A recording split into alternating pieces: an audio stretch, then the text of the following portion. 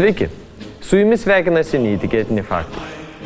Žymusis Adolfo Hitlerio pasisveikinimas Sie Heil, pašlovinkit pergalę, buvo privalomas visiems Vokietijos piliečiams. Tai buvo išreiškiamas lojalumas Führeriui, jo partijai ir visai tautai. Augustas Landmeseris 1936 metais vykusiame susibūrime, kuriame dalyvavo ir Hitleris, buvo vienintelis žmogus, kuris neiškėlė rankos sveikinant Führerį. Landmeseris į nacių partiją įstojo 1931 metais ir sparčiai kopė karjeros laiptais.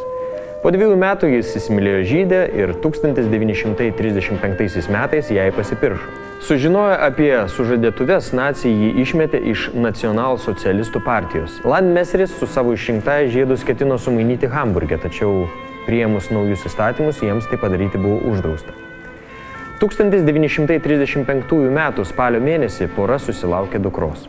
1936 metų birželio 13 dieną vyko naujo vokiečių karinio laivo pašventinimas, kuriame dalyvavo ir Hitleris. Būtent šio susibūrimo metu Landmeseris neiškėlė rankos sveikinant Führerį.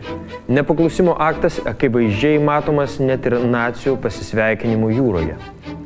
1937 metais Landmeseris nusprendė emigruoti į Daniją. Tačiau pasienyje buvo sulaikytas ir apkaltintas nepagarba rasei. Po metų pritrūkus įrodymų jis buvo išteisintas, tačiau matyti su žmona buvo uždrausta. Vyras nepakluso nacių nurodymams ir toliau lankė savo žmoną ir dukrą.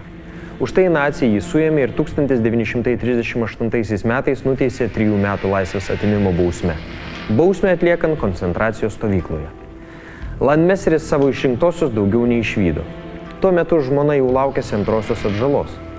Antrą dukrą jį pagimdė moterų kalėjime ir netrukus buvo išsiųsta į koncentracijos stovyklą. 1942 metais jį buvo perkelta į vadinamą eutanazijos centrą. Čia jį žuvo kartu su dar 14 tūkstančių žydų. Ačiū žiūrėjusiems. Visas neįtikėtinų faktų laidas rasite internetinėje televizijoje betabu.tv.